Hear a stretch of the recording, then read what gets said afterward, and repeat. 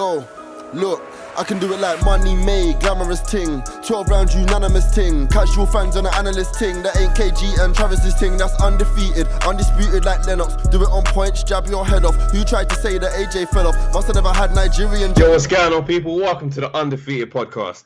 The only podcast with two undefeated fighters. Chatting it up. Bro, what's your tail of the tape? 0-0, bro. That's it. 0-0. I'm not here for nothing else. I don't even want to talk about that. What's your tail of the tape?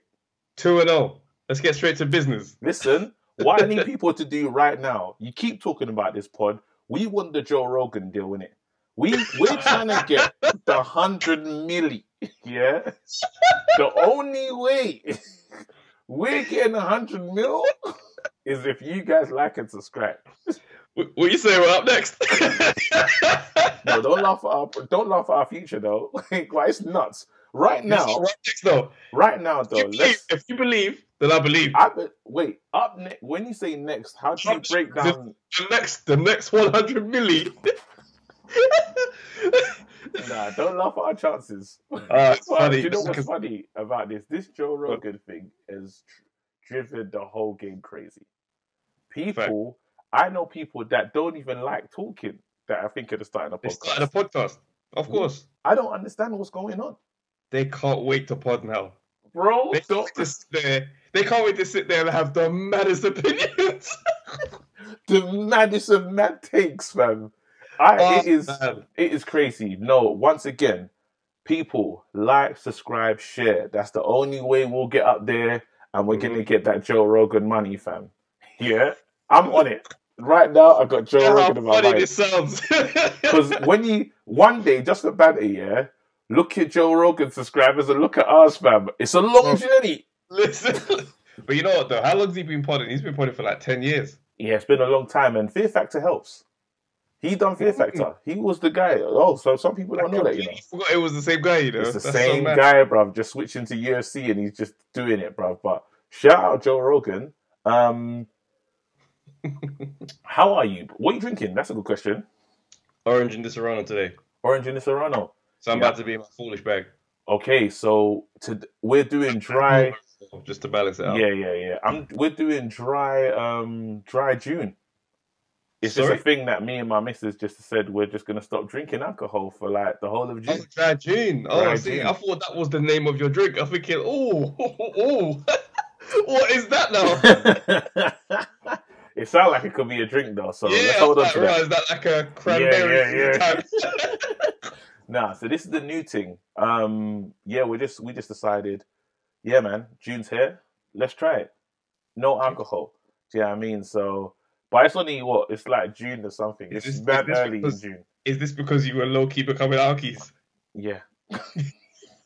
Yeah. That's the only reason man do stuff like that, fam. Bro, as I said, when we were throwing away bottles, I told you, I be making Timberland tunes, bro. Proper mad intro.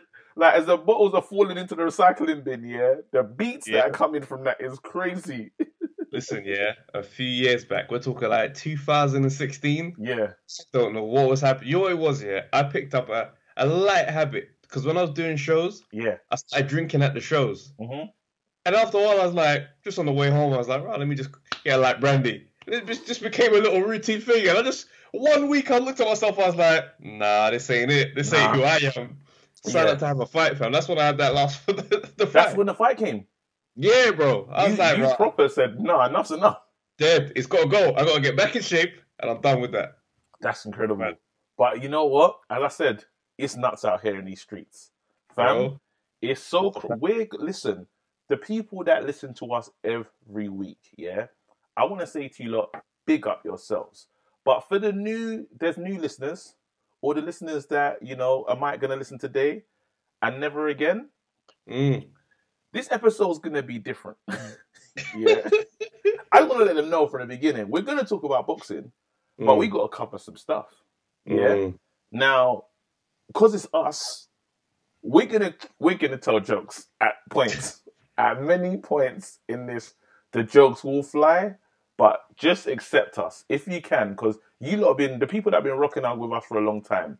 They know what time. Actually, we need to get the comment section out the way so we can actually get into that. Yeah, let's get into comment section before we do this. While you're looking, I'm going to shout out everyone that listens on YouTube, Spotify, Apple, whatever DSP that you're using to listen to us. Big up yourselves. Thank you for rocking with us, man. And you know, all the people that have gone back to work, big up yourselves as well. It's peak. Well, definitely big up. Someone shout out to Jay. Hard work pays off. Says AB should definitely be a comedian. And you know what? Shouts out to Nerd Alert because he responded to that comment and said, "Nah, you laugh with comedians, not at them." I was like, "Damn, you lot just for no reason just went in on AB." So I got a dope comment from Soulstar89. Come on, Soulstar. Goes, if you both got licked down by Chisora, what would your tail of the tape be then? I'm Undefeated. Do you want to go? Do you want to answer first? Do you know? I'll say because there was no border boxing control that was involved when we did. Wow. Are you see what I'm saying? So no board is sanctioning that. There's no sanction. Do you know what I mean? So as far as I'm concerned, I'm undefeated. My weight class doesn't. I'm not in the same weight class. Chill out, bro, because that puts me in a mad situation. No, but like obviously the board is your excuse. Mine is a different weight class. I would love to have that fight. I would absolutely love to have that fight. I can't make 15 stone. I just can't make it. That's the only reason. Gee, I can make 15 stone in my sleep. I'm thinking, wait, let's be real. You know when you wake up in the morning, yeah? Do you ever look in the mirror and think, raw, I lost weight? Because, because you got that, I've been sleeping weight. And the minute you even taste tap water, your stomach goes... The minute you breathe, your body's like, I'm back.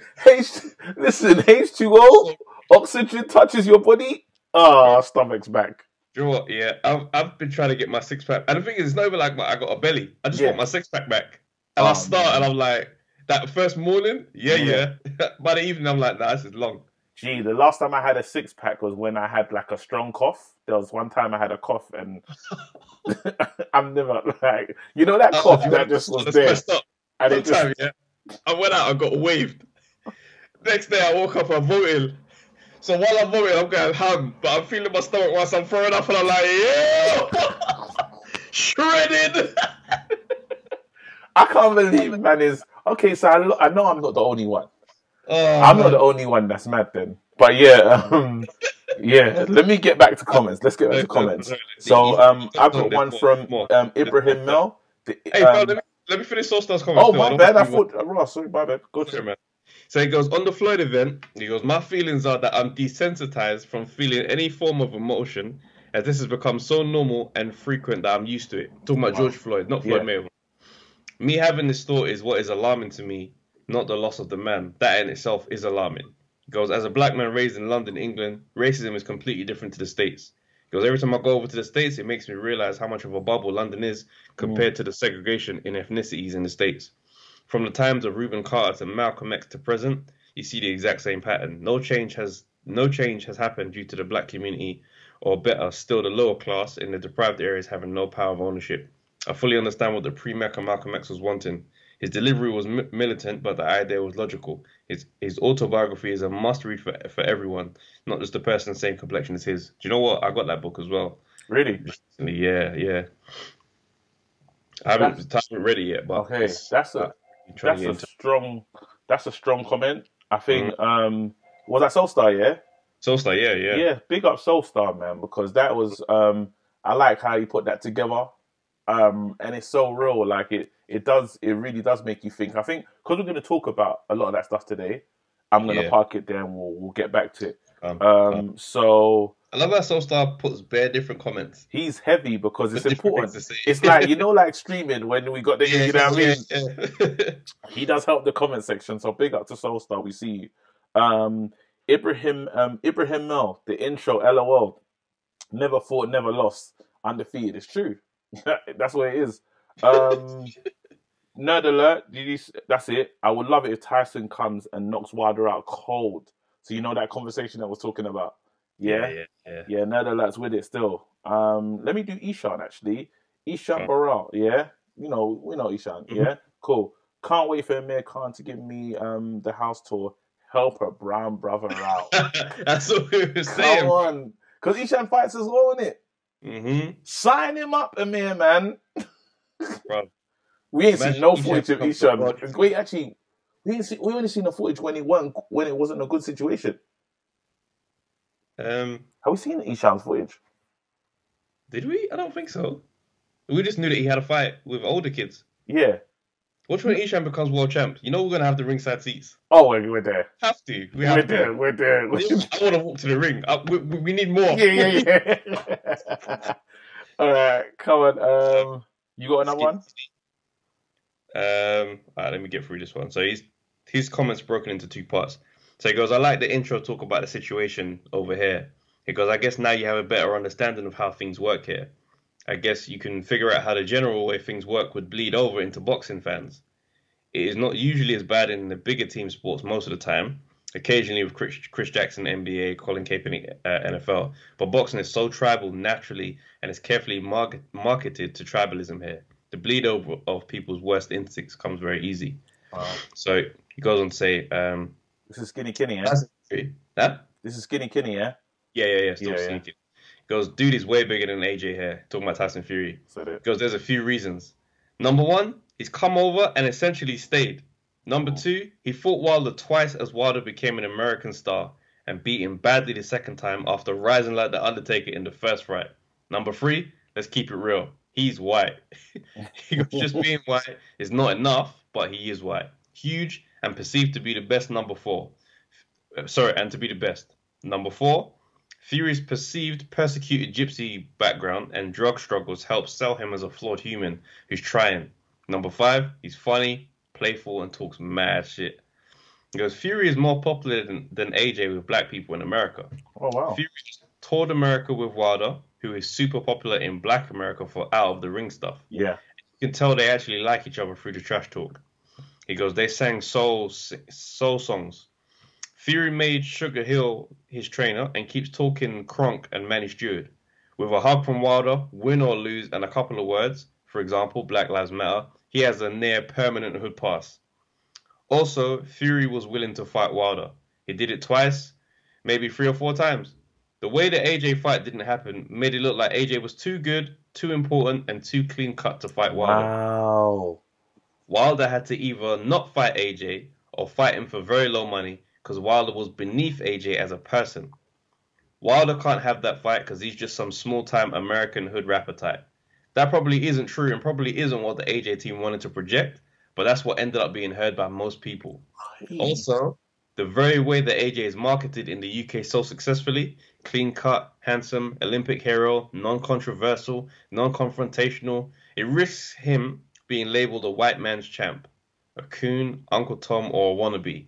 Today, that image does not sell in the USA, especially to the black American fans. If you go that route, you better be playing a traditional US team sport or be very vocal on social issues. That style of marketing worked well for Hearns and Leonard in a different era, but not now.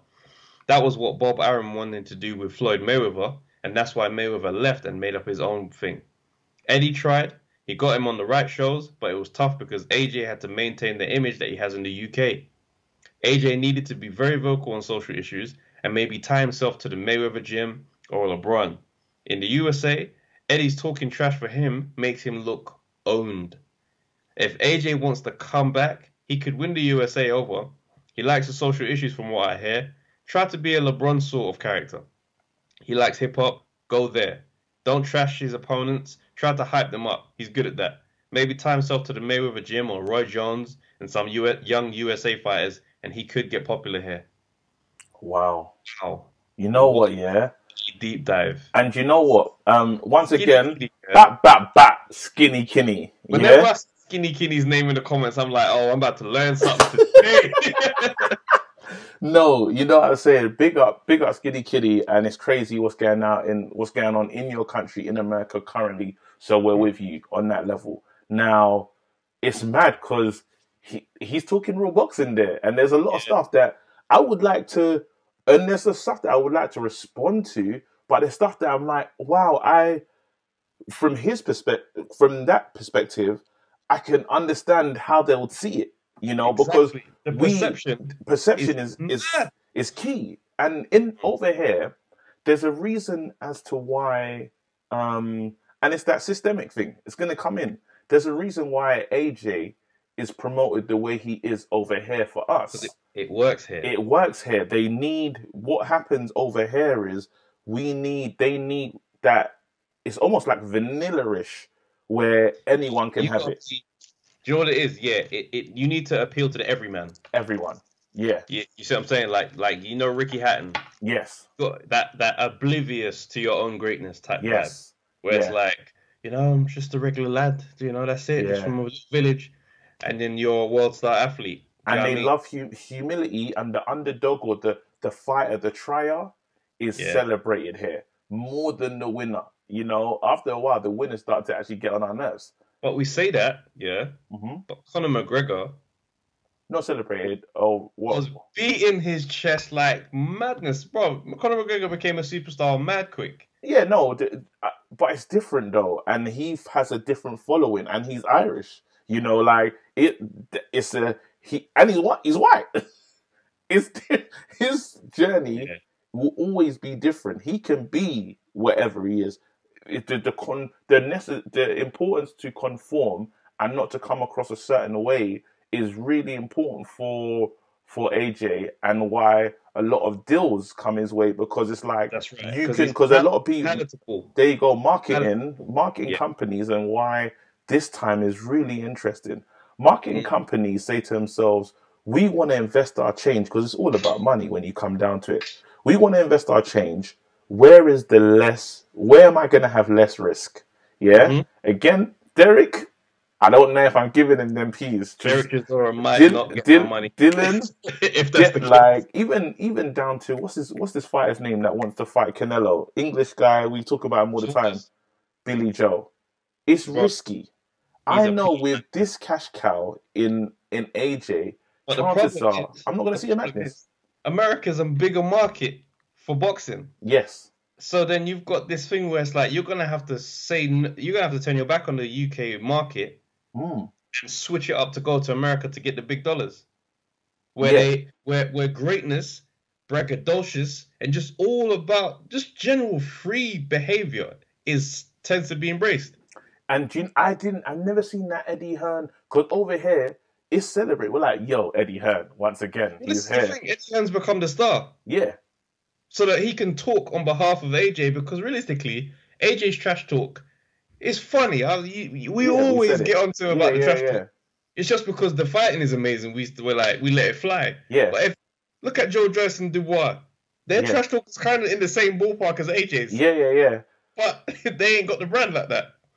Do you know what's really interesting? I've never seen that thing about the him being the owned part. That was what I was like, raw, like how they would interpret it with someone speaking for him.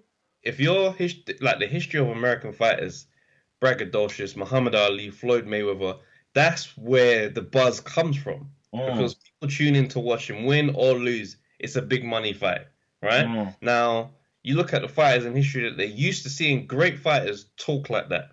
Then you got this dude that comes over, real close with his promoter, right? So you're a black heavyweight champ. Traditionally, the black heavyweight champ kind of is important for, not traditionally, but like these guys, they're big people, they're big personalities. It's rare that you get someone doing the talking for him. No, but what's different, and to cut AJ some slack right now, is when he did go over for the Big Baby Miller fight, he was different. He went he left Eddie Hearn. He left Eddie Hearn. 1 second. So he left Eddie Hearn here, and he was on Sway in the morning, rapping. He was on Breakfast Club. So he was almost following the pattern, and he was with Mayweather. So was he performing? What do you mean? Or was he being real? That's the problem with changing pace. Because it's like, yo, your energy is... If we're looking at AJ and he's our guy, yeah? But when he goes to America, he's moving like that. We look at him like, okay. I think it's that's what's so hard, because you saw him out there and enjoying. You thought it was a thing when you look at him like, it was like, oh, okay. It's like It's like, listen, yeah. You know when you go out with your boy for the first time and there's bare girls there, and suddenly your boy's doing loads, and you're like, he goes, "Right, bro, where did you park the Benz?" You're like, why is he talking like this? Yo, you still good for that 50 G's? No. Yeah, nah, and that's literally sometimes, and that's literally how it does feel. And I think AJ is aware of that because he went to America and we did see a change up. Because him rapping on Swear in the Morning, but then I don't think that stuff has really changed. I think he's introducing us. Yeah, no, it's different. I think he's introducing us to different parts of his character. And how I like to compare it is the Lewis Hamilton effect. Lewis Hamilton came on the scene and he was the vanilla handbook, fam. I'm just going to drive left, right, win. Yeah? Mm-hmm. When I win. As he, win, great British flag.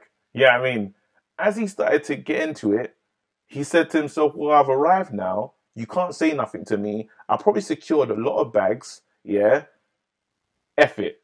Earring, tattoos, braids, blonde hair, braids.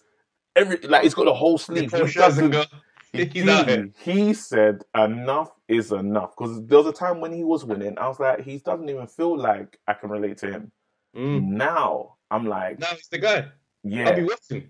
I'm watching. I'm like, raw, yeah, black man driving. But I'm there. Black man driving. I'm like, I'm trying to relate with my little road rage experience. I'm like, yeah, I see what you tried to do to you, man. So this is the thing. So I think it's sad because you have to get to a certain stage in your career before you can have the flip.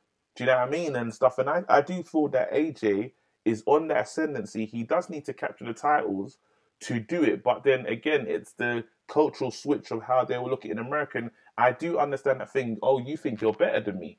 So do you think instead of him necessarily turning it on because he's an American, he's trying to appeal to the market, do you reckon it's a thing where he felt the pressure was off and now I'm just going to be me? Yeah, I honestly feel that because it's invited out there. Yeah. And I honestly feel that even when you see him at different parties and stuff, or he's gone to Jamaica, you see him pick up the mic and he's doing his thing. Do you see what I'm saying? So you do see, I always feel that this has always been, and that's been a lot of people's issues with AJ, like, let it out. It's been mine. It's definitely been mine. It's mine. It's been mine. Let it out. Go on, just do it. Like, show them. Be you. Like, let that freedom go. Like, yeah, I mean. Yeah. Like, you're the heavyweight champ. No one can chat to you, bro. Yeah. Like, you look at someone like Lennox Lewis. Yeah. Right? With how he was and how he used to talk back in the day. Bro, he used to say some stuff and the British crowd didn't take to him. And one of the reasons I think so is because he wasn't trying to... He didn't do he didn't conform. Yeah. But you got to let him fall. And this, we're going to talk about this, but it's letting them fall in love and doing it. So let's say, for instance, AJ's got the tattoo of Africa on his arm, right? And the coloured in part is Nigeria. The GB logo. Yeah, that's cool. Everyone was gassed about the Olympics. They were all doing that thing. Do you know what I mean? But the fact that the Nigeria is coloured in, and we've never really heard that African... It comes through piece by piece. But when he did actually go out to New York, you heard the intro for the first time. Burna Boy. Now I'm trying to introduce you to the other side of my culture and a lot of me that I've probably been holding back, but you haven't seen. Now I'm colouring in the picture. So you lot can actually say, yeah, this is me. You know what I mean? And I think it speaks to when you talk about systemic and the system and how you have to perform in the system to get what you need. Let's say now, to move it on to like current issues and stuff, when you look at John Boyega, yeah, the best thing that I'm watching there, John Boyega, that is John Boyega that you saw when he's getting mad on his Instagram. It's always been there. And you're seeing, if you go on your Instagram now and just look at how the scale of Instagram, you're seeing people being unapologetically black. It's the feelings, everything they feel inside, but you think to yourself, nah, I ain't going to give you all of that. You know what I mean? Yeah. Now, I think this part has been it's just been, I don't know, it's come to life in everyone. Yeah, do you know what it is? I think, like the part. Say for example, the heavyweight champ, world famous Anthony Joshua. You say his name to anyone, all ages, all families, they know who he is. He's that big, and he's still restricting a part of himself so that he can remain appealing to the general public. Yeah. That right there is a pressure. Yeah. Now, if the heavyweight champ has to adapt himself, despite being victorious in the ring at the highest level in boxing, has to adapt his personality, what does the regular person in the black community have to adapt? So much. Yeah. So when you finally speak out, the relief that comes with speaking your absolute raw, honest truth, a feeling that is second to none, which is why you look at these people when they speak, the free, raw energy that comes. Yes. And it can be mistaken for anger. It's not anger. I wanted to say this. Yeah, like it's... I wanted to show you. After all this time. Thank you. And really and truly, remember, when we talk about the UK journey versus the American journey, we're decades behind in terms of having a person that can, like, having a LeBron James here. You got to be kidding. We're not in terms of our sports stars speaking out. Yeah, look at Raheem Sterling, fam. This guy was doing everything right. Didn't talk trash. Them man highlighted as much as they could to bring this guy down. There you go. And it's that thing. It's like, and I had this thing, and I was gonna post it, and I was gonna just put this piece together saying my problem with black excellence. Do you know what I mean? Okay. Because I have a problem with it. Do you know what I mean? If you say, how can you have a problem with black excellence? What was that thing of, I'm only validated when I'm great. So the guy in the park that got stopped with the lady straight away, Harvard. Then they tell you, they mentioned Harvard. Then they said he is involved with Marvel some way. So it's like, okay, he's validated. He's allowed to live. Let's think of someone else that is somebody. He's connected to this. Then there was a senator that got pepper sprayed. The only reason they would let go or say something about him is he's allowed. Then over here, just imagine. I see things like the word eloquently put. He really explained himself. He's well spoken. So we saw George the poet, and it's like, oh wow, so eloquent and stuff. Forget about it. Anyone. So what? Because he said it in a nice way. Does that make it more? Does it matter more? First of all, in complimenting someone for being able to speak clearly is an insult. Yeah. It is an absolute insult that you can compliment me and say, wow, you can communicate. Yeah. What am I, 6? Yeah. These are intelligent men that sit in front of you. There's a reason why he's there. Don't be out here just patronizing the man talking about, wow, I understood all of that. There you go. And then you have, so it's really interesting because you look at, let's say, I use Arsenal Fan TV, for instance. So we're talking. Be careful what you say about Arsenal. I'm not even rinsing. I'm not even rinsing. No, right now, I'm not rinsing. Yeah. But what it shows is inner city black London youth, North London, whatever, but a lot of London black boys support Arsenal. So the vernacular's there. The way they speak is there. And you see the comments, you see how people feel about them. Oh, blood this, blood that, rare. Like, these guys don't even know how to express themselves. But that's in the form of expression. Don't say because I don't speak like I'm not the greatest that now I'm allowed to have an opinion. Or now I'm allowed to live. Or now I'm allowed to breathe. You know what I mean? And I feel like it shouldn't be that I'm the great to now be accepted or, have to do the fully recognized champion for you to now say, hey, he's allowed to be here. I don't have to be a celebrity just to not be mistreated. There you go. Do you see what I'm saying? I mean, look at the position that we play, right? Yeah. We're discussing boxing. Traditionally, suits talk about boxing. Ringside at the fight, an analyst, might be ex-fighter, might have never boxed a day in his life, just works for the Sky Sports or whatever. Talking boxing is what it is. This is not normal what we're doing. No. Do you see what I'm saying? Just having a chat about boxing. But most conversations about boxing sound more like us than it does than them, man. Yeah. You see what I'm saying? Yeah. Steve Bunt's ain't in the barbershop. Them man go to the barbers, and them man chat and be like, "Raw, no, it is what." And that's why people I draw to our conversations. Yeah. It's just like, it's man speaking my time, because what people misunderstand is that communication isn't how many big words you can use. Communication is me speaking, you understanding. That's great communication. Yeah. When man want to start doing fandangling this word and what I felt thoroughly as I embraced, you be like, nah, bro, you're flexing for no reason. And it's, you know, we understand each. That's the key. What you're saying, it's talking about understanding, but it's another form of communication. Do you know what I mean? And who's to say that this is not a good form? You know, who's to say that this is where we're from? We've created our own language. You know what I mean? Like it or not, and it is valid and it should be heard. And it's like I honestly feel that that's been my biggest issue. Like I think even with our community, we only pay attention when this person gets it. Let's say with COVID, for instance, we were chilling.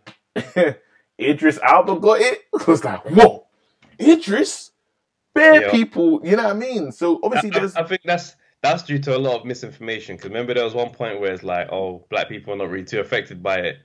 So there needed to be like a respected black person to be like, hey, no, I got it. Black excellence. But that's what I'm saying. It needs to be the most excellent black person that steps forward and says, and that's my. Let's be real though. If LeBron James said he had it, woo, stay inside. I'll be finished. LeBron. You know we moved. You know, so funny. As soon as I ain't watched the Cavs game since LeBron left. But I'm unashamedly. I'll say I follow. I'll say it straight. I support LeBron. Yeah. So if he leaves and he goes to Orlando, I'm going to Orlando. Let's pack my bags. Let's move. I couldn't wait to go to LA. When he lost in the finals, and then it was announced that he's gone to LA, I was like, what? Let's get the yellow. I'm here. You're wearing it right now? Kuzma. Oh yeah, he started learning all the players. B.I. I call him B.I. Who the hell am I, fam? Brandon Ingram. Yeah. Listen, I never really cared about Anthony Davis. Now, AD. But I was like that with Tracy McGrady. Yeah. I mean, so yeah, T-Mac. That was my guy. So when he was from Orlando to Houston, and then we bounced around a couple bad teams, and then he retired. Yeah, that's when you gotta stop paying attention. That's when you gotta let it go. Like, I was in the Lakers, and then to LeBron. It's nuts. Yeah. But so back on this conversation and stuff, and I think it really does tie in nicely with the AJ thing, and I really do hope that AJ does get a second shot at America. But you know, above all that of the hopes for AJ getting a shot in America, I hope AJ gets to take the mask off. Do you know what I mean? And if there is no mask, and all this time we're seeing somebody try to change himself just off his own back, and we've been reading it wrong this whole time, I'm open to that reality as well. Yeah. But at the same time, I just want to feel like whatever it is he portrays is genuine and it's real. But then you can't, and that's what I'm saying. You can't blame him for the mask, because as you said, how the game is set up. You're talking about a system. But right now, you're talking about a system. But what I'm saying is the reason why is because now celebrities, they're so visible. We can see the change. We can see when you're talking to this person and this market, and you're doing, "Hi, I'm Anthony Joshua. Hey, have fun." And then we see on your snap when you're chilling with the man them on dirt bikes. See the different guys. So all I want is the same image on both. So if it means that you're rough around the edges and you make mistakes and whatever, be that. If it means that you're be smoking nice, everybody wish you all the best, be that everywhere. That's all I'm saying. That's all me. But no, I honestly feel, just on your point, I honestly feel that this time I don't know how long this is going to last, but this time is with what's happened with George Floyd and the response. So the let's call it white awareness. Yeah, white people now saying, "Hey, wait, something's not right here." Do you know what I mean? And it was something before that probably wasn't there. Usually when these things were happening, it was our community that were like, oh man, this is crazy. And it wouldn't be there. It wouldn't be in outside of our conversation. Bro, I was listening to Talk Sport and they were talking about a march that's happening in London on Black Lives Matter. They mentioned George Floyd. Like, it's mad. Yeah, I said, I hope I said his name right. I didn't mess it up. You did. No, you got it right. They mentioned him and I was like, raw, something's happening here. Do you know what it is? It's what I've noticed is it's interesting seeing why people speak on their privilege and, you know, this whole situation from their side. And is it like, for example, I got a friend and he messaged me and he goes, bro, like I want to put something out, but like I really don't want to say something stupid. Yeah. Like I don't want to say something that comes across nuts, but like I really feel strongly about this. And I'm just feeling like that's cool. That's cool that you've hit me up to say that. You see what I'm saying? But like, it was one of the ones I just said to him, like, yo, just speak your truth, bro. Do you know what I mean? Don't do nothing nuts. Don't have your child out here dancing to Afro beats. Just, yeah, I'm saying, just speak and be real, because I think what's happening now is that why people are looking inwards at the privilege and way society is kind of messed up in a real way now. Because privilege is not a natural thing. Like, for example, right? Couple examples. If I say to you, I just destroyed a FIFA match, 26-0. The first thing you might ask me is, what difficulty are you playing at? Yeah, because you shouldn't be winning like that. Exactly. So then straight away you're saying, so what's the privilege here? Yeah. You're breaking down, how hard was it for you to do that? Yeah. You walk into a room with 2 kids in there, babies, you know, I'm talking 2 years old, and give one of them a biscuit, even if the other one does not want a biscuit, he's going to say, how comes I don't have one? Because naturally, things are supposed to be fair. Yeah. So what's happened now is that the awareness of privilege has become so loud. Bruv, the world is talking about this one thing because we're all in the lockdown. Yeah. Why people are now having to go, how comes this is on easy difficulty setting? I thought... yeah. But then, do you know what's funny about that? Easy, because in at the same time, their lives feel hard because suffering is relative, right? To your situation, what you think is suffering. So you're like, it wasn't easy for me to get here. I've still had a hard family, hard life, hard this. That's and right. When it comes into the Tyson Fury mode, where Tyson Fury made the comments that he made just recently. So suffering is like, well, it's been hard for me. So you calling me privileged, I'm offended by that. It feels weird. Yeah, it's like, wait, do you know how hard my life was growing up? It was still tough for me. But then it's no, wait. You're privileged because if you go somewhere, you're not looked at immediately as guilty. You're not looked at as like, you know, the thoughts that you know, as you walk in somewhere. Bro, Chucky had a perfect example of that for this year. He goes, walking into a shop, and holding whatever you want to buy, mad visible, so security can see you ain't tried to pocket it. Oh my God, yeah, we've done it. Bro, I saw someone else say, walking out of a shop after you decided not to buy anything can be the most trickiest thing ever because you want to walk out like, I haven't picked anything up, fam. And when I see these things, I'm like, right, these are things I do without thinking about it. Have you ever walked out a shop, and this is when I become the law-abiding citizen of the year. So you walk out the shop and the thingies go off. You want to show them you are not a criminal. You're there. Somehow you have the receipt. Here's the receipt. Here is what's goods. Look. Yeah, I mean, jacket on the floor so I can show this with both hands. Listen, the woman that's next to me, she's gone. She's not thinking about that. She's stopping. Bruv, she's gone. What? It's their fault. It's their machines that keep going off. She's vexed at the machine. Do you know what I mean?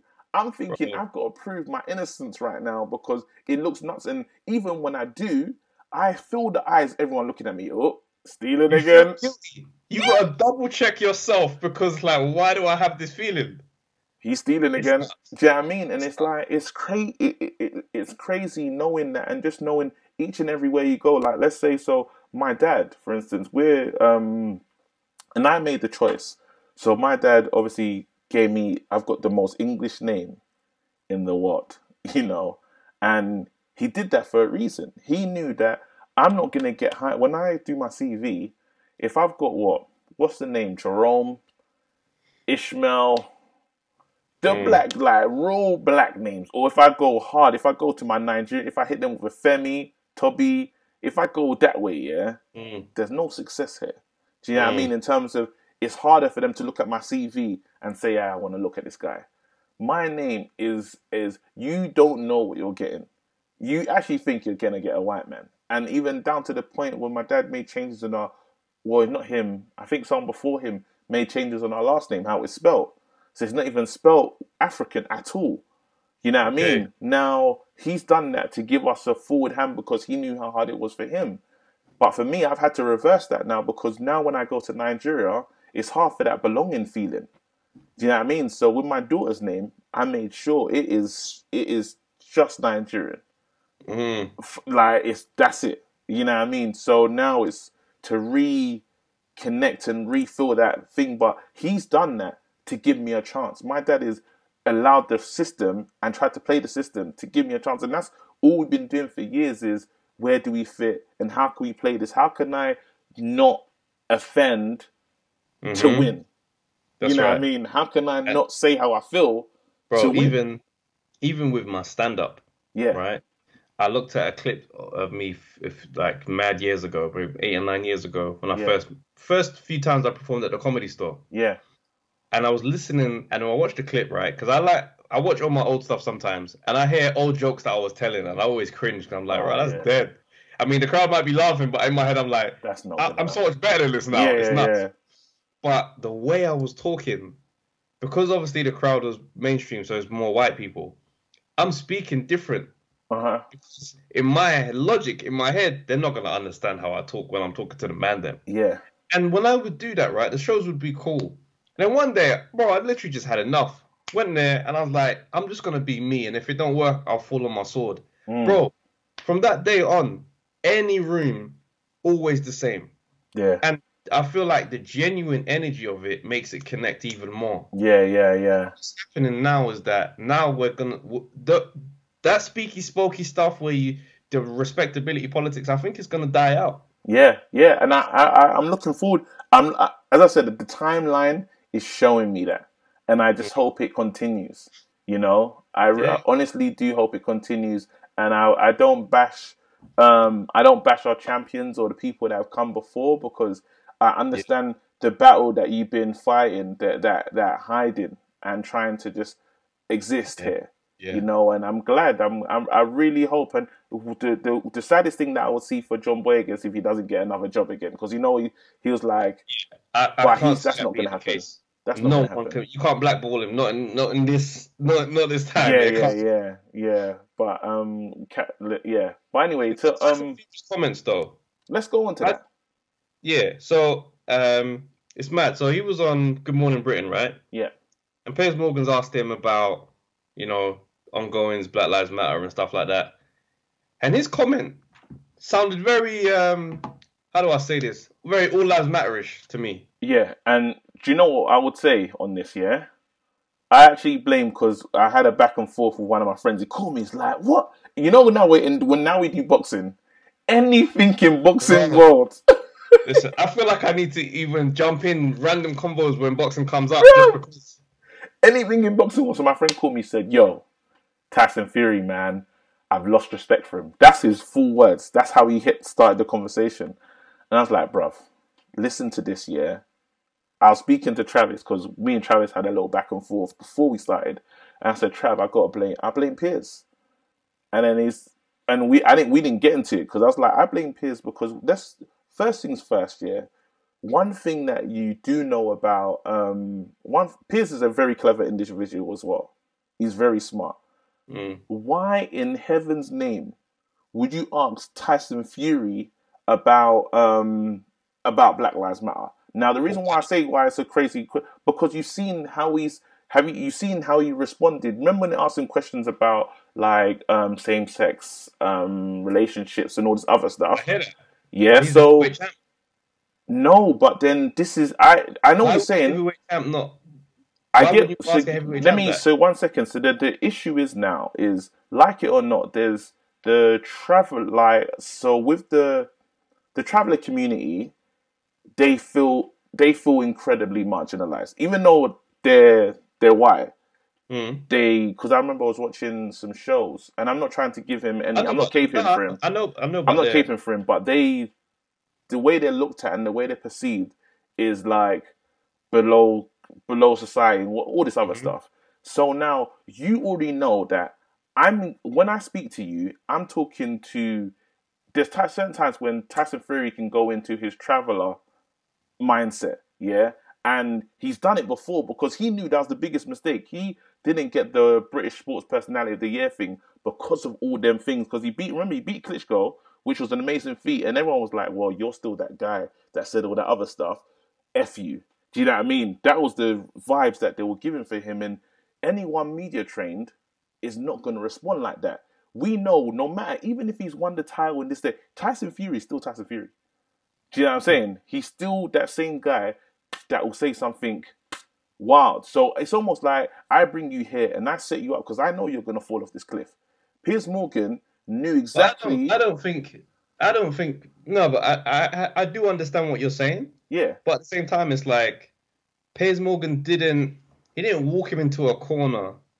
And you don't have to walk. It's Tyson Fury. I don't have to walk into a corner. This is what I'm saying. This is why I can't say that this was entirely Piers' fault because he gave an answer that he would give to anyone from that question. No, because I don't think he's been with Tyson Fury. Because I'm not calling him stupid.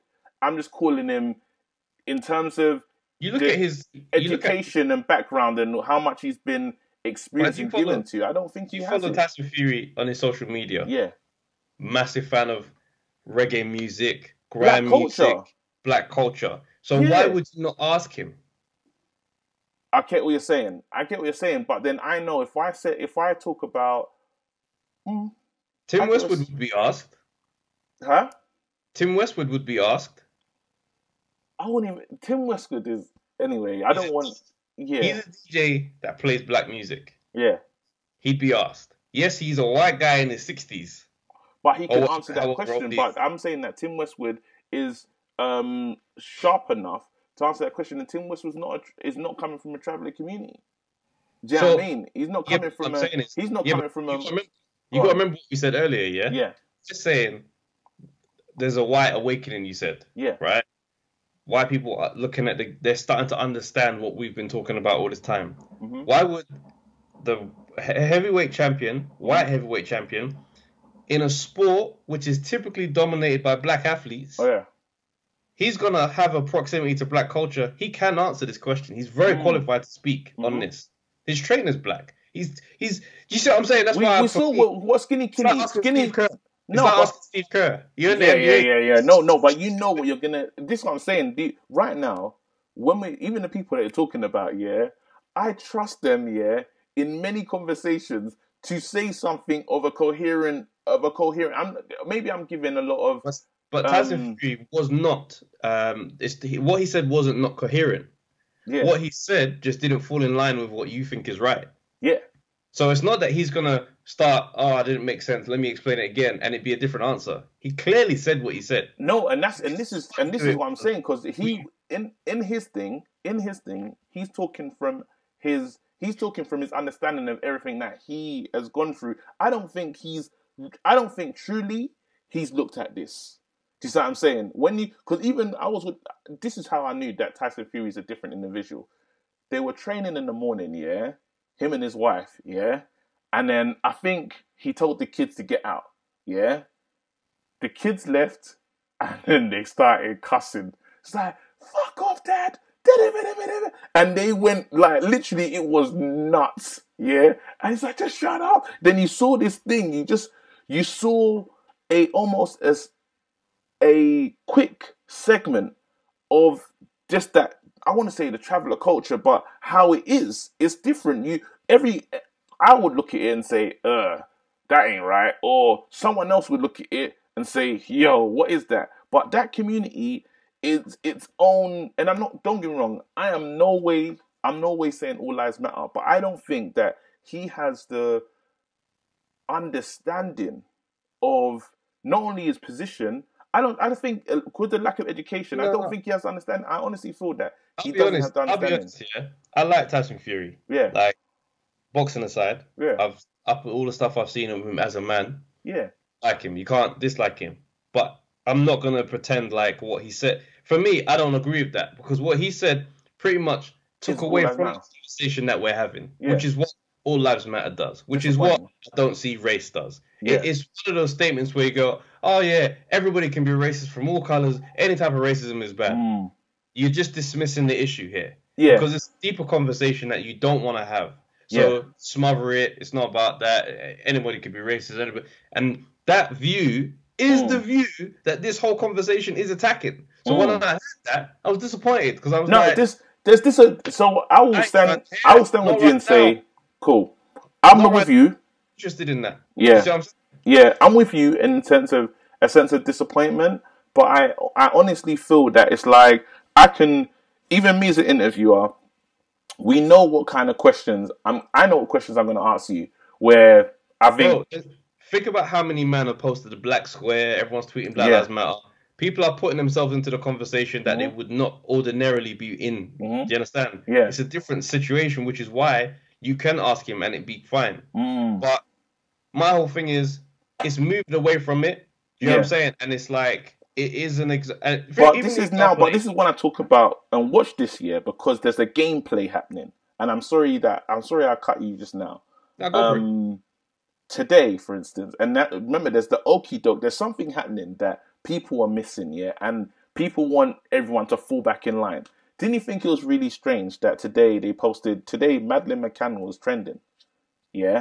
Now understand that something is great, and I'm not a conspiracy theorist, but something is great at play. Now, they announced Madeleine McCann. Us in the black community that are already feeling upset, already sad, already feeling like we don't matter. You're telling me after all these years, all the black kids and everyone that's gone missing, you lot are still looking for her and this is the new evidence. So now we as a community who are already upset will come out and speak against this young poor little white kid that's been abducted and taken. Now, our tweets in rage, sometimes this is the division that can happen. Because right now you can see white people marching, you can see all this great stuff happening, and it's like, oh my God, they're coming together. This is bad. We have to split. Now, if we come out and just rage about this thing, once again now, like, your either white counterparts who were allies are thinking, oh, but Madeleine McCann, lovely little white girl, like, do you know what though? Something happens. I hear what you're saying. Something happens there, and then those messages. Then after all you started, that unity that was starting to form is now broken. Because I saw the tweets. I said people were angry at saying like all the black kids that have gone missing, rare. Then that All Lives Matter thing starts to. It's a nice way of bringing up. But wait, look at this lovely white girl that's gone missing. And then that thing comes up again. So don't be surprised on how they do these things. I understand what you're saying. Yeah. It's a leg up to people who already hold those views. But there's a majority of the UK who look at the Madeleine McCann inquiries and turn their nose up at it because it's like, what? Because it's not just black kids that have gone missing since then. Yeah. All kids have been going missing. But somehow... More millions going into this inquiry. Yes. I'm telling you. But it stokes the flames though for us. It does stoke the flame. It stokes the flame. If you're telling me you're looking for her, but then now we still ain't got footage of it. Now, while you're still looking for her, these the police officers still have their jobs. Do you know what I'm saying? Right now, when this is happening, so it's a slap in the face to all the injustice that the thingy you're feeling. And it's clever when those things come out. Those trends don't just pop out from nowhere. You know what I mean? Yeah. Well, that could be just me on a conspiracy vibe. But I honestly feel that... I don't necessarily agree on that one. Just because I've seen, like, collective dismay at more Madeleine McCann announcements. But then remember, that's the thing that so like it or not, when that's the algorithm that you're involved in. So our algorithms, when we're on our Twitter, our algorithms are for us. So I'll see people that are interested in what I'm interested in. Other algorithms, because let's say for our election, when I was checking my algorithm, Labour was winning, fam. Brexit was not happening. Not happening in my algorithm. Yeah? There's other stuff happening. There's other things at play that we need to be just a bit sharper to. a bit more aware, because there is. I think there is that thing in the lack of unity. And when I bring it back to Piers Morgan, just to get on this thing, is what would have told me that you were down for this thing is who's your next guest? If you're really interested in this Black Lives Matter thing, who's there now? After you had Tyson Fury, did you have a person from the thing that you wanted to ask those questions to? No, but you know what? I like the fact that he asked him, right? It's good to ask him. Not that it was specific to Tyson Fury. Mm-hmm. But white athletes are going to have to start speaking about race too. Yeah, I believe so. White entertainers, because it's always black athletes, black artists. Like, do you see what I'm saying? And what happens is, say, for example, when AJ had the conversation about race, and you could see the gymnastics that he was doing to try and make sure that he says the right thing for this side and also for this side, because of the way he markets himself and the way he plays the game. That pressure is not going to be on his white counterparts. So they're not going to lose nothing by condemning racism. Yeah. So now, because what was happening is we're playing the hand of the privileged by saying, we've been saying it. Now you say it. So that people listen to you without the option or potential of you losing anything. So Tyson Fury is on this platform to speak, and he does that. That's when you got to go. It's disappointing. It's just it is disappointing, and that's actually A, and you tell me how B is bad. Yeah. Because what's happening is you could have been saying that this whole time, and you didn't. You waited for this moment to speak about your thing. So this is an all lives matter situation, and that's why it's like, this is what we're not doing no more. That's why people have issue with the term person of color and BAME, because we're talking about black people issues in this moment. Yeah, and you know what? Like as I said, I hope it doesn't get lost in people in the comment section and but do you know what I mean? But it's like, I'm not trying to make anybody feel like left out of the conversation. This is an uncomfortable conversation at times, but we're all trying to have it. So So this is what I'm saying. I definitely say for disappointment, I was 100% disappointed. From how I saw it, I just saw it as someone that doesn't. I just think his awareness, and just his education is an issue. Do you know what I mean? And but I'm not, obviously, what you're saying is correct. So I'm not going to... I'm just saying that he's not someone who plays up. He always speaks his truth. Yeah. So for me, it's not really about awareness, like, oh, he shouldn't have checked the timeline because he wouldn't have said that. It's like, you feel like that. So you said that. Okay. Yeah. See what I mean? Yeah. I can accept that. What was he going on to talk? We got bare boxing stuff to chat about, but it's George Groves.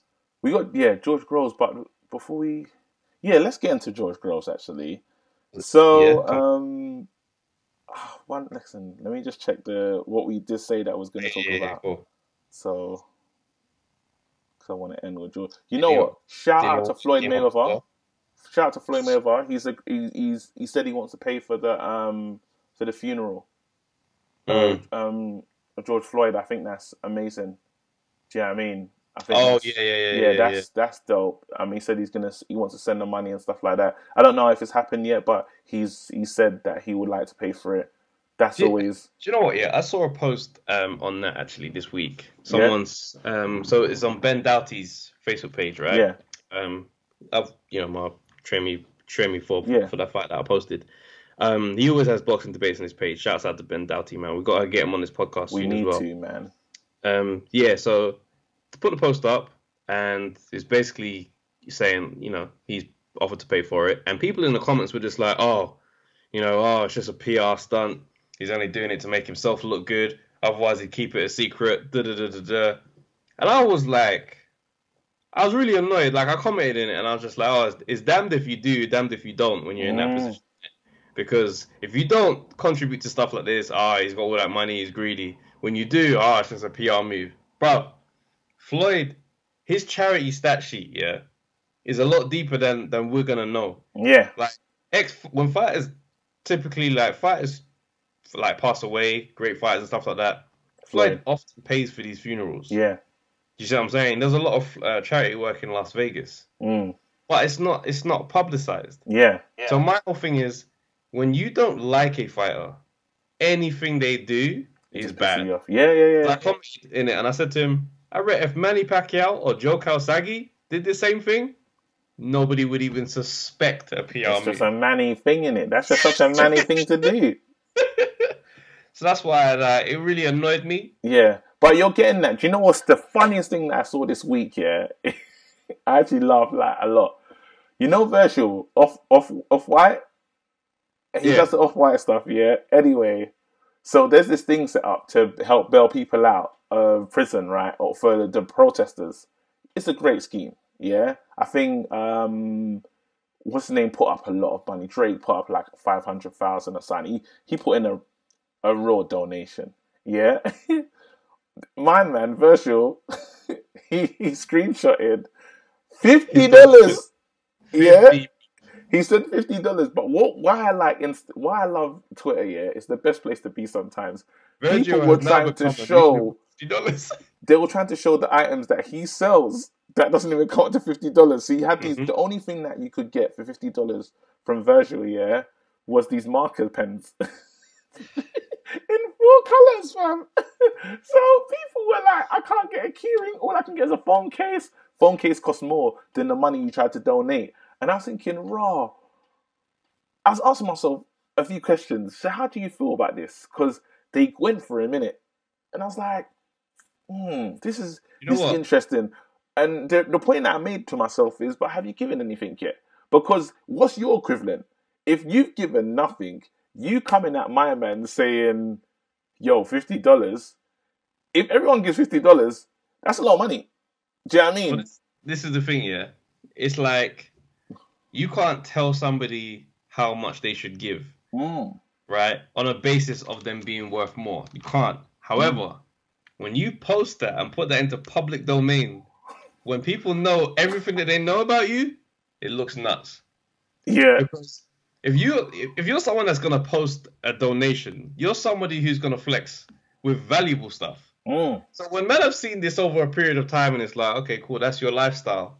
But yeah, when you come to do charity, you've come to just give the shreddings of what you could. Then it looks nuts. No, but then it made me laugh because I said, "Oh, this is what we do, though." Because then after the community, Black Twitter came for a minute, and then he literally, it was almost like, "Get him out of here." And I thought to myself, "What's so crazy about that is distracted again. There's still these officers that still have their jobs, fam. That energy that you had for him." Yeah, you shouldn't do that, but the focus shouldn't switch. There's a lot of side point. Now we're just infighting. It's like, I don't like the way you're protesting. I don't like what you've done. I actually don't like the square. I don't like what you've done. And it's like, wait. Everyone's trying to come up. Everyone is trying to establish the right thing to do, the right way to behave. Because it's new territory, really. Yes. Considering all the civil rights movements that's happened, yeah. This one could potentially be a real turning point. And I think what's happening is the anxiety of everyone, like, don't mess this up with foolishness. So everyone's on high alert. You know what I mean? Sometimes you get the artist that comes out with the ignorant statement, charging for this guy. Get him out of here. He don't represent us. Yeah. There's still that. So it's so hard and difficult. But what I would say for anyone that's doing this protest and stuff, you have to decide whatever your goal is. Yeah. Whatever the thing that you're trying to change, and stick to that, and don't feel guilty if you can't I don't know, if you can't stand on top of a bus stop, get a megaphone and this, that and the other. If you can make a small change for wherever you are, that's still great. That's still part of the journey, because everyone's like, there's a lot of finger pointing and saying what you doing here, but even us existing in this space is part of the journey. Do you know what I'm saying? We're now saying that, hey, we can talk about boxing too. Do you know what I mean? And there's a plethora of other young black talent, whoever else is coming in after us, that can as well. There's talent here that deserves to be in these spaces. So don't feel that just because you don't do it, there's different people in the army, right? You got your frontliners, you got all sorts of people, but your role still counts. The guy with the flag, he still needs to carry that flag, innit? It's important. Yeah, I think it's just important that everyone knows that not everyone needs to be the mouthpiece. Yes. I mean, sometimes it could be good energy, showing up. Showing up is so vital, you know? Yeah. look at the protests. Yeah. A lot of people didn't speak on the thing. They just showed up. And those numbers meant everything. The world. Yeah. So I think there's a lot of pressure to do the right thing. Don't always feel the pressure to do the right thing, but do what feels natural. Don't force nothing. Because it's bigger than you. It's bigger than us. Like, that's why I've been kind of sensitive on what posts and stuff that I wanted to put out, because I didn't want to set myself in it. It's not about me. It's not about how I put it out. It's not about how I expressed it. I'm like, this is a people talking. And this is more than 400 years of oppression, fam. So you think you're gonna solve it with one tweet or one move? Tweet? You're taking the piss. You're putting too much pressure on that tweet, bro. On the line, I don't know about hitting send. I'm about to send that around first. Yeah. That's that. You can't solve it in one tweet, bro. All right, cool. Let's talk. So let's talk about. Obviously, this post is gonna. I really do like a lot of the content that's coming out on Sky Sports. It's the best because they got into the archive. I love it. Some exclusive info. Yeah. So this was about George Groves opening up on the agony of losing to Carl Froch. It's the best thing ever. Please go and look at this after we've discussed this. Yeah. Mm. Now, I don't know about you, but I'm a Froch fan. Unashamed. Yeah. That's me. Yeah. And you are what would you say if you was to choose a side right now between the two of them? Oh, definitely Groves. Bro, I'll tell you right now, yeah. That first fight, there was nothing better in my day, or pretty much say my month, at that time than the first round of that fight when George Groves clocked man down goes Froch. In my head, I'm thinking, oh my days! I was heartbroken. He's got him in the first round. And I can't wait to hit Twitter. Nah. Bro, the excitement. Oh, no. So when you say what you're saying, yeah, I was the other side of it. I was like, this is not how we go out. With all the talk, first round, and he told us this moment. Oh, no. Get up. I was sitting there like, one of my favorite days. You need to get up, and I was so with the plan. And this is why I say I'm such. When fandom takes over, because I'm such a fan, that I didn't realize until rewatching that little documentary piece that came out, George Groves was robbed. 100%. Oh my God. Not why I was so pissed off, it's because Andre Durrell at that time, which was maybe a couple of years before, I was a big fan of Andre Durrell. Yeah. I liked how he boxed. I was kind of getting into boxing around that time. I was trying to emulate Andre Durrell. I used to watch Andre Durrell a lot. He boxed Carl Froch. Go watch that fight back. Absolute robbery in Nottingham. Robbed him. Even in the comments, fam. Man are saying I had Durrell up 2 rounds. Bruv. So I'm a bit annoyed. So you had previous issues. Previous grief. Yeah. Okay, so for me, it's not a personal one, because I wasn't really following him on socials. I didn't know too much about him as a man, but as a fighter, I was like, I don't like how you fight, and you lost that fight in my mind. So I wanted to lose this one. So my introduction to Froch was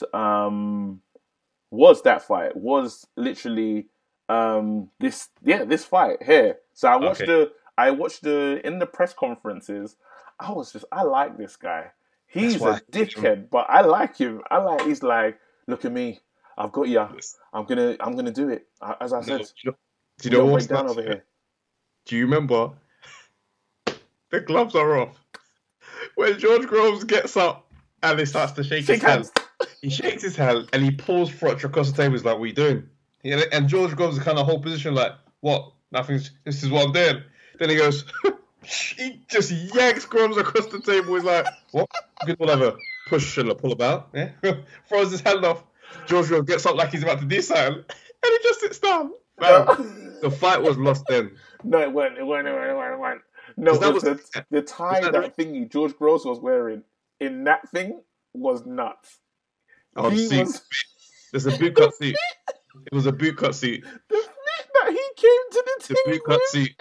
You know when the collars are baggy? He can go like this in his collar. So you know what was nuts? When he got dragged across here, all I saw was Ty, fam. His face went red, like that embarrassment, fam. Bro. And I think that was a true moment for me when I was like, I like this guy. I think that was before the second fight. Yeah, no, it was literally the first fight. George Groves got in his head successfully. Yes, he did. Because Froch didn't realize why this guy weren't respecting him. Yes. Yeah. Do you know what I mean? Like, who is this guy talking to me like this? Yeah. He was fully finished. The second fight, Donnie was doing hypnosis. Oh, man. Do you remember all of that? Go on, talk to me. You're going to see a shrink to help him focus and not get into it with George Groves. Do you know what's so funny, about Carl Froch here is I'm from watching it back, and I love Carl Froch till this day. No matter who he fights, as I said, when I went to the BAFTAs, I saw him, I was gassed, fam. Do you know what I mean? I'm in my suit, ready, looking like sharp, and I went up to him. I said, "How many?" It's like 80,000, mate. On the beat, and that was it. That's all I needed. And I kept it moving. That was a bit sick, bro. I said to him, God. I was like, Andre Ward rematch, you fancy it? Oh, no. He knew I was a fan because I got a picture after that because you're an idiot. You can't ask them kind of questions. That's how you get thumbs up. I'm like, what? Andre Ward, you fancy it again? No, we don't want that. We don't want that. But Andre Ward's out there. You fancy it? I just think sometimes a good arsehole, like a person that's you're just a prick in it. Like, he's a great like you're good at being a prick, and I love it. Do you know what I'm saying? Even to the fact when my man retired. Let me give him some rare praise. Yeah, he is a great guy for boxing. Perfect, because he sells a fight that would have been amazing to see. Yeah, just for the pre-fight is Carl Froch and Chris Eubank Sr. Oh my God! I'm in heaven. The trash would be amazing. And it's that Nottingham. He just carry.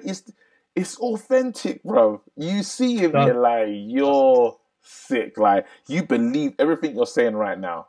You truly you feel this way, and I love that. And it's the fact that he and sometimes he jokes. He knows that he can be funny in himself as well, and he'll use himself as a part of the joke. So he knows 80,000 is ridiculous. Even when he's at AJ nights, he's like, well, he brings it up. It's because he has that weird sense of humor. Yeah. I love it, literally. So, but then the other part of him, he's a warrior because he did get up that combo. What that was a sweet hit. It was sweet. First round, it was nuts. Beautiful. But he got up and he was ready to go again. Do you see what I'm saying? So you do have that thing in Froch that says, he's not quitting. It's gonna take a lot. It's gonna take a lot to get him out. But then, as I said, I missed it in terms of how it was a robbery because I just wanted my guy to win. Now looking back and seeing how the referee, bruv, I call it the Dylan White lean. You know when Dylan was just leaning on Parker. You know when Dylan just put all the weight. I think Fury was doing it to Wilder as well. And the referee done that to George Groves. I think George Groves kind of fell into his arm. Yeah. And then he had his weight like, stop. But then I've seen George Groves, as soon as he does this, like, get off me. You know what I mean? Because he pulled him off. And he said to himself, well, if he's shown that level of power, why is he can still fight. He wasn't even taking sustained punishment. There was not a barrage of shots that landed. He was still coming forward. He was still active. And he was... he might have been getting knocked out. I think he could have been getting knocked out, bro. Because not in that round. It was not happening. I guarantee you. Go watch it back. He was still potent. He got clean. When he fell into it, he felt... No, we're not going to do that. We're not going to... Listen, Travis, we're not doing that, bro. We're not doing that. He was not going. George was going in the round. No, he was dazed. He dropped G. He was dazed for a second. It's a championship fight. He took a shot, bro. It wasn't a normal shot. It was a big shot. Yeah, it was a good shot. I don't just land in someone's under someone's armpit. How was I up like this and then I land in someone's armpit? Bro, boxing is all about moments and seasons. This was Carl Froch's moment. No, I'm aware of this. However, I'm saying that he dazed him in that moment. It could have been a millisecond. But the stoppage was not pending in terms the stoppage for the was referee nuts. to jump but in. I think Froch could have... stoppage. It's an early stoppage. That's it. It was mad early. It was a robbery. But... So we're not arguing. We're not arguing. We're on the same side here. We're just arguing just in case you say, like, he was... So I'm saying to you, was trouble happening. Near the end. No, it wasn't near the end. It wasn't near the end, but I think Froch was bringing him to the end. Nah. I don't think so. What, you think Thingy recovers and... Groves was having success throughout that night. Yeah, he was. Of course he was. Right hand landing. It was tagging him. Yeah. George Groves obviously... Carl Froch comes on late. That's his style. We don't know how the story would have gone. Because he could still lose on points. He lost to Andre Ward on points. Yeah. So but then I don't think he was losing to Groves on points. And then I just think he got robbed. It just ruined it for me. The robbery was nuts, but then the second fight was that pissed me off. What? Because I felt so vindicated. I was so happy. Groves was doing well in that fight. He battered it. He gave him. It was nuts. It was beautiful. Horrible. It was and in front of that many people, bang, and he fell down on his own foot. That foot was twist off. So then the referee's over there. Yeah, the referee's over there on some counting thing. Groves tries to spring up, but the part that made me go, nah, this is peak, was in the post fight when they had them sitting side by side, and George goes like Carl Froch's face. You know that face of, I told you. Yeah. That made me hate him. Oh, I love that's when I was like, yes, because I remember when everyone was calling it a robbery and I was just still in fandom. I was like, how? What are you talking? I can't believe I was saying how. I feel so bad now. But you know what's funny though, yeah? When it's your fighter, you don't care when the rules are broken. Bro, I watched I watched today. I watched Floyd versus Victor Ortiz. Yeah. And that moment, where Victor Ortiz headbutts him, then he comes in with the clinch, ended the fight. When that happened in the moment, oh my days, I got up, dickhead. That's what you get. You try to headbutt. You're a clown. You're a joke. Was that after Hatton? Was that after Hatton? Was that after the Hatton fight? Yeah. Way after, innit? Was it after Canelo? No. I think I remember being. The Pacquiao, was that before? Was that Pacquiao was way later? Yes, I think I was still a strong Pacquiao fan, and I was disappointed with what I saw. Disappointed in Floyd? Yeah, I was disappointed. I did not like that combination. I thought this is ridiculous. Protect yourself at all times. Yeah, I hear that. Was that illegal? In your opinion? I felt that was wrong, but then I heard why he was doing it. No, it wasn't illegal. No, but it's it's like you step in that ring, they say to you, protect yourself at all times. But still, when I say break, if I'm talking to the, I'm like, what's mad is I'm talking to the ref. Yeah, if you look it back, when you look at it back and try not to look at it as a Mayweather fan, just try and look at it and think, nah, that's the darkest thing I've ever seen. I'm talking to my man. I'll be honest, he holds a bang. He holds a bang, and it's like. I'm looking at it, not even as a Mayweather fan. I'm looking at it as someone as, what would I do in the ring if someone headbutted me in the way my man headbutted him? Yeah, he was headbutting. Because he had a bit of success, and Floyd mugged it. So he's landed a shot, bang on Floyd, then he tried to follow up on the shots. In that moment, you think Floyd is dazed. This guy's as clear as day. He slips a shot, puts both hands on Ortiz's shoulder and smiles, and then he slips another one. Fam, the rage made Ortiz go, yeah. So after that, he's tried to do the soft, sorry Floyd. He's come up with the hug. If I'm Floyd, as experienced as I am, I'm thinking to myself, look at this young boy. He's messed up. Yeah. Love. Clock. That's what you get for headbutting me. No, he gave him two. He gave him a two. Is what you get because I'm the man. He gave him. So he gave him one first, then the 2-hit. Was it a 2-hit combination? He slapped, like the left hook was like a slapping left hook. Like, because he got hit and he looked at the ref like, what? He's like, he didn't have to do that. And the ref was looking at him like, well, you better pretend. Do you know how disgusted I was seeing that? But then I didn't know about all the headbutts. So as soon as I saw all the headbutts that was happening, and I was like, yeah, give him that, man. Hold that. Do you know what I mean? That's how I felt. But my thing was, Floyd had KO power.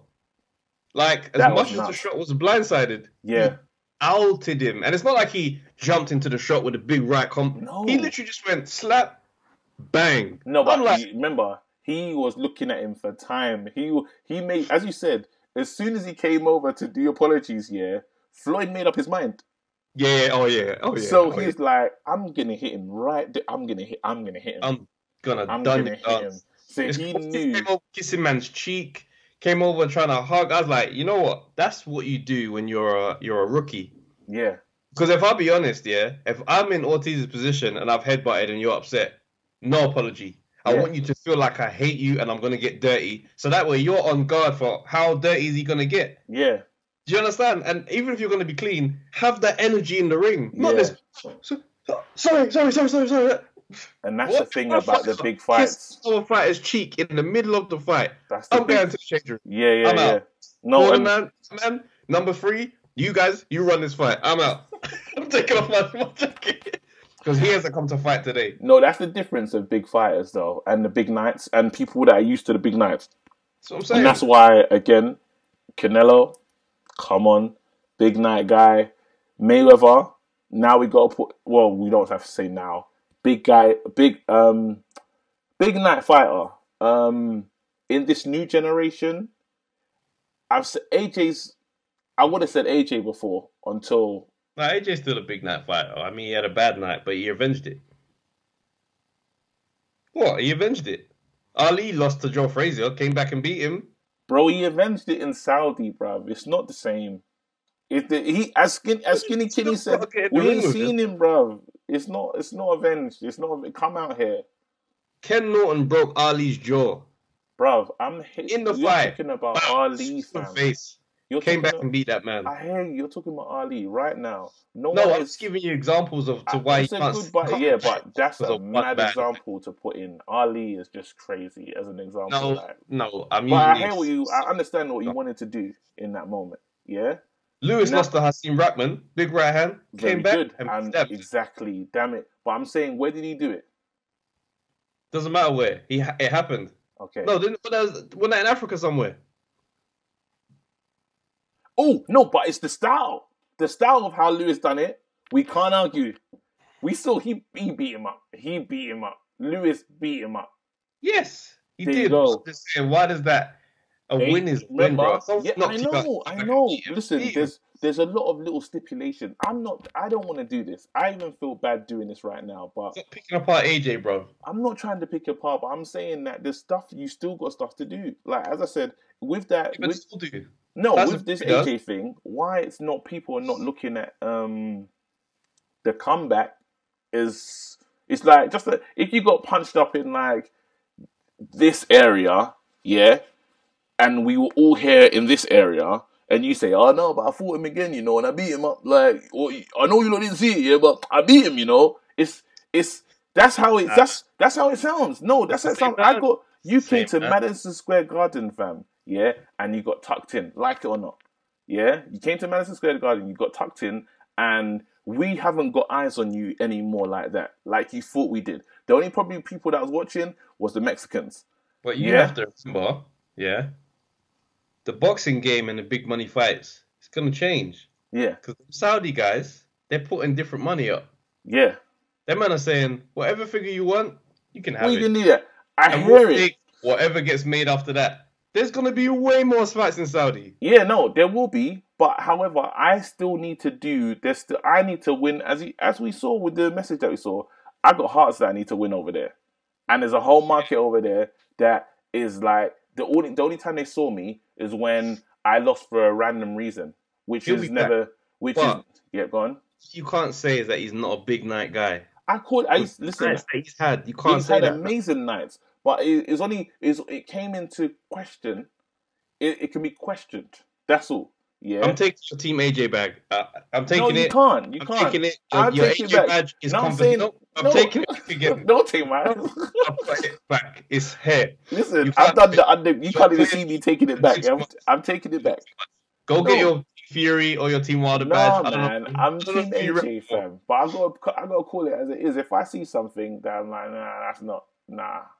AJ's up there. He's a big night guy. Go on. Who else? You said Canelo, AJ, asterisk. Fury, definitely now. Who's really shined on the big nights? Did you say Wilder? He's put a lot of man down. I ain't gonna say it, but you can. Fair enough. Okay. Who else? Who else has been doing? Like Billy Joe's got to have one more big night for him to get that as well. Yeah, Billy Joe won. Amir Khan, what would you say? Big night? Let's give some respect to Amir Khan. Cool. That's what I was checking. When he beat Maidana, that fight, edge of my seat. Because there's moments where he got clocked with dominant right hands. Yeah. He struggled and made it through, finishing the fight strong on his feet. Yeah. Maidana down. I remember when he went toe-to-toe with Lamont Peterson in those fights. Very tough. Khan can fight. So more respect than we give him. It's just funny to take the piss out of him. Yeah, Khan can fight. It's true. I was a big Amir Khan fan, bro. I put money on the Garcia fight that he was gonna win. Why? That day was one of the last few boxing bets I made. Never do that ever again. I put that money down because I looked into Garcia. I spent a good 2 days looking into him. I was making an informed bet. I was like, he's got a nice left hook, but I can't see him landing that on Amir Khan. This is when Amir Khan's having the title run. Yeah. He's talking about Pacquiao. He's talking about super fights. First 4 rounds, the first 3 rounds, I was like, this is all Amir Khan. I can't see Garcia can't even get them shots off. Yeah. And then bang, this guy fell down like he got shot by a sniper. Could not believe my eyes, bro. He was like, boom, like a door. I think because again, see, it's mad how we're always on different sides. Because again, Kell Brook was stopping me from allowing me to enjoy.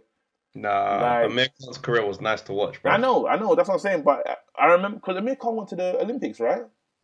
Yes. Yeah. That's why I was introduced to Amir Khan and stuff, and I thought, right, this is great, brown fire. That's always dope. Do you know what I mean? So I was here for it.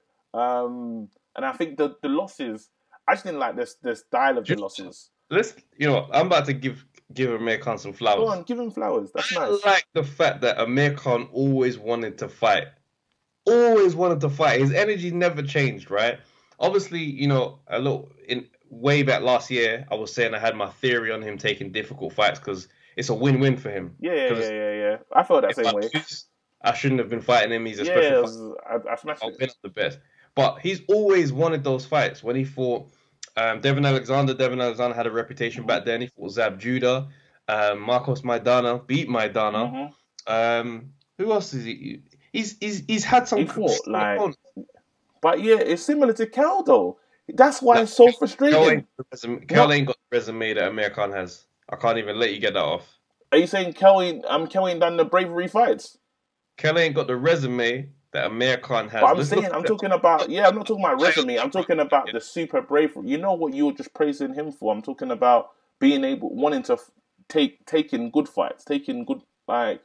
So let's look here. Check it. Look at Kell Brooks. Obviously, the Breeze Prescott loss that happened early in the game. That was mad as well. For Antonio Barrera, obviously Barrera was old at this point. Beat Malinaji, beat Maidana, beat Zab Judah. Had the Lamont Peterson fight, but that was a weird one because I think that was when my man was on drugs. I think Lamont Peterson was on drugs. Is that confirmed, or are you just saying stuff? No, there was that whole thing about him being on drugs, and then it got kind of written off. Say it's not confirmed. No, he lost the fight, but he was on steroids. So I'm saying that I'm talking about straight after that, and that's when it went nuts. All right, cool. Why is it making me accept? All right, I'm accepting. So there we go. Here we go. How many names did I really mention this day? Weren't that many, fam? Look. Errol Spence, Gennady Golovkin, Porter. Man. This is Sean Porter. Who else do I rate on here?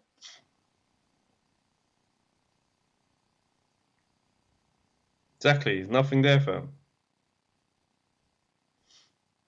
You're struggling. It's a bit nuts. Exactly. So the two names you want to mention are losses. His career doesn't match up to Amir Khan's. Just give him his flowers. Yeah, but then there was heavy Amir chasing though, man. They should fight, man. Please. Yeah, they should fight, but I'm just saying. And then I'll give. Do you know what? That's it. If he fights him, all the respect in the world.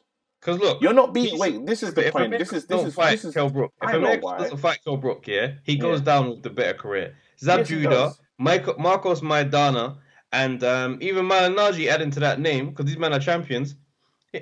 And those are wins, makes it a better career. No, but check this out. I believe, this is my hot take. This is my hot take. Someone's career, gets thrown in the bin, whoever loses that fight. That's how I feel. And that's how I feel they both, well, I think that Amir doesn't want it. Honestly. He never mentions him. Kel's been mentioning, how can someone mention you his whole career, and then you're now still talking about Pacquiao? Pacquiao don't want to fight you, bro. In no end of this world, Mayweather doesn't want to fight. Them man don't want to see you. Yeah, they're not interested. One man here is bruv. When you talk about paydays, this is a payday. Yeah, but what you're missing, is that Amir Khan has that fight whenever he wants it. It's too late. Knows it. So he's looking at it like, you see how George Groves had the Chris Eubank Jr. fight in the tuck? Yeah, it's a payday. It's whenever I'm ready to go, that's going to be my out. It's going to be big money. I'm going to say a lot of crap. And I'm going to walk off into the sunset with my life. He's walking off. He's walking off. Sorry, DeGale. We've not heard from DeGale since. Yeah? Yeah. But he's walked. This is what I'm saying. Amir Khan's saying that he's done. When I tell you, Amir Khan looks at... Amir Khan is not done. He mentioned retirement. He's not done. That guy is a fighting... You see how they say Tyson Fury is a fighting man? Yeah. Amir Khan, once he gets into his own head and convinces himself he can win, no one's telling him nothing. But he said Canelo Alvarez, bro. I know. He went to 160, skinny Khan, and got in there with the beast and wanted to scrap it. Remember what we said. Remember, this is now you've renewed how I feel the way you've helped me renew because I came with the flowers, bro. I was coming to the ceremony to say you.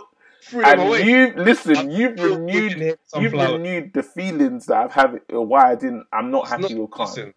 This is why you have the cheek to put on mass and go up to get touched when my man is in your weight class. Everyone wants to see it. The whole world has been talking about it. Why won't you talk about this guy, bro? I'm telling you. What are you afraid of, fam? I genuinely feel like that fight is gonna happen. Yeah. When, Travis? It will be his last fight. The last fight Amir Khan has before he retires will be Kell Brook. He ain't talking about him. He's not interested in it. Listen, the names that Khan is talking about now, bro, he's one of the people that wants the tough fight, but he wants the money. He's not dumb, He knows he's slower and older than he used to be. He's talking about Manny Pacquiao. He just scrapped Terence Crawford. These are fights that no one realistically thinks he's gonna win. It's about peas. The Kell Brook fight, bro, it will happen. He might even lose, and at the end of it, he'll say, "What a great career I've had. I was a world champ." That's why he's not gonna. There you go. That's where you got it messed up. He ain't saying that. He knows, ever since everyone's been like, James DeGale, look at this. James DeGale goes down way better than Chris Eubank Jr., regardless of that last fight.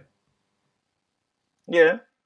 Exactly. So if he loses to Kell Brook, no, because I'm world champ. I don't think it's going to be like that.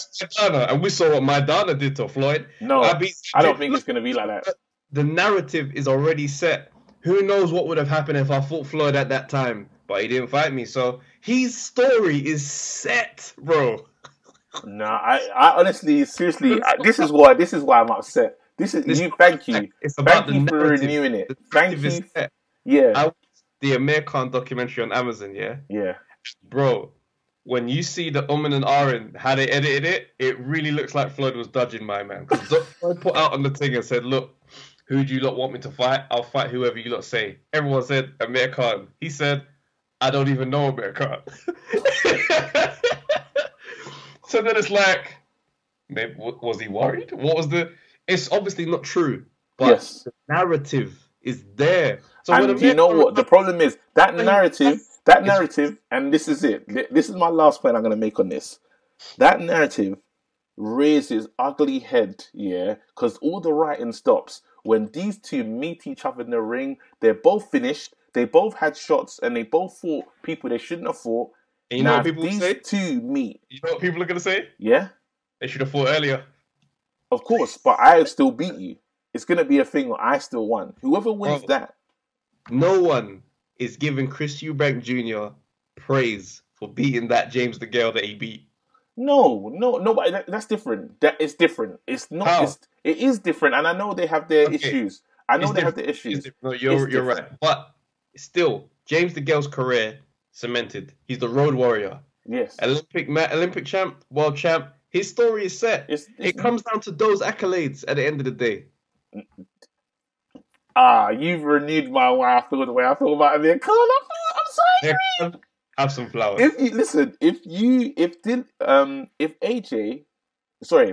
If Wilder doesn't fight AJ, you're not going to be happy about that, you know. No. If they never fight, and it's like career, it's like I'm gonna be tragically disappointed. Yeah. Why? Because I need to see it. I need to see it. So the way Kelp, no, because it's pretty. Like I've been wanting this fight for so long, and I think that's why I'm pissed off. I ain't gonna lose sleep. I'll be honest. Really, I've lost a lot of sleep for this. I really want to see them go at it. I go to the press conference. Would be amazing. There you go. I'll be there. I'm gonna be when Kelp was in the ring after he fought. I can't remember who he fought, but he was there, and Amir Khan wouldn't face him, and then he left the ring. I was like, he's scared of this man. That's how I feel. I feel like he's been avoiding my guy. Like he's been running. Anyway, we've spoken. Go on. The narrative that I spelled out is already set for Amir Khan. It's gonna be there. I'm gonna rewrite the narrative. I'm rewriting the narrative. If my guy wins, forget about it. When David Haye retired, yeah. When people talk about David Haye, did they ever mention Belly when they're talking about his career? No. Exactly, because they know that the greatness already took place. Different. Wait, hold on. Night, David versus Goliath. That's it. Wait, hold on. That's it. And this is how it's different. I'm gonna mention Roy Jones and B-Hop, Bernard Hopkins. Yeah, you see when they fought the first time. Yeah, then I chased you for years. Yeah, I think if you're a fan, because I'm a Kell Brook fan. Yeah, I'm attached to this chase. Yeah, and he finally got his Bernard Hopkins when he won. He finally felt, yes, I've done it. Do you know what I mean? Like he knows. We both knew what time it is, yeah? In this story, they've not fought at all. Not once in their lives. I've chased you for a very long time. You are afraid of me. Finally, for some way, you've allowed yourself into this ring with me where you know you shouldn't be and why you've been running for years. And I've pumped you up. They rang, like, now let's look at your career. Because if you fought me then, it's different. It's going to be nice. And I would say, then I can lie and say, had he given me the chance, I would have skyrocketed. I spent all my time. Yeah, I know. But I can still say it. I can paint a picture of what if. That narrative don't fly. Only because he has done the things he didn't do. Yeah, it's nuts. Sometimes when you chase the wrong man, fam, it's so painful. Fam. You caught him. It's like catching the guy, and he just goes, "I don't care now." No, yes, he cares. That's a liar. He's a liar. He cares. I don't care now. No, don't ever believe that he don't care. He cares, bro. He goes, "You finally got it. See you later. Pick up everyone. I'm out." If you believe that's Kell Brook cannot find satisfaction in this journey. He will, we will. It's the end of this race, yeah. He wins the fight, beats his chest into the camera, gets hyped, and Amir Khan goes, "Guys, that's it for me. I'm retiring now. Thank you." And then immediately people flash back to all the good times and they go, "Oh man, Amir Khan, man, what a fighter. He went to America." Do you know what we do? Do you know what me and Kell Brook do after that? We say we retire too.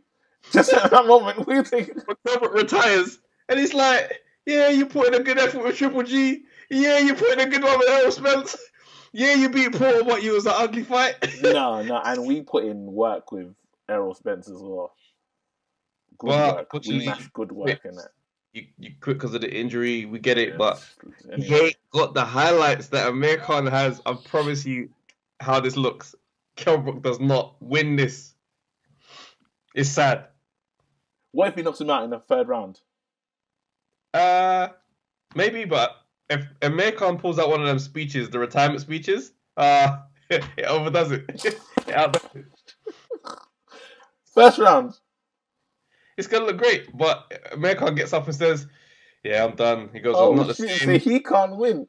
He can't win, bro. Oh, piss off. I'm good. Listen. If he knocked out Floyd Mayweather in the comeback fight, bro. No, Floyd is Floyd.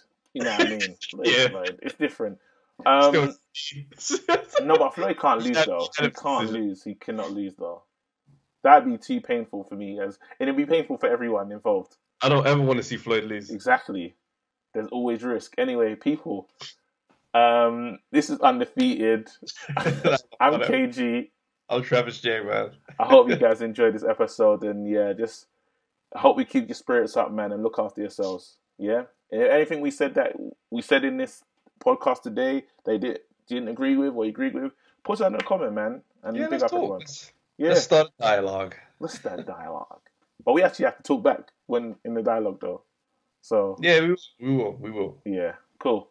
Alright, peace. He's undefeated, I'll defeat him. I'm jabbing, I'm dodging, weaving. I'll uppercut him, I'll leave him bleeding. He's cut, man's gotta go hard this evening. 10th round, I can hear man breathing. But my fitness comes like a terminal sickness. It can't leave me, I train like I'm addicted. All this pain I've inflicted. Rib shot, leave a man winded. Take a knee, 10-8 round, that's me. Championship round, I'm sweet. Float like a butterfly, sting like bee. Your hands can't hit what your eyes can't see. WBO, WBC. Give me all of the belts, put them all on me. Give me all of the belts, put them all on me.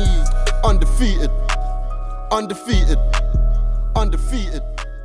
Undefeated.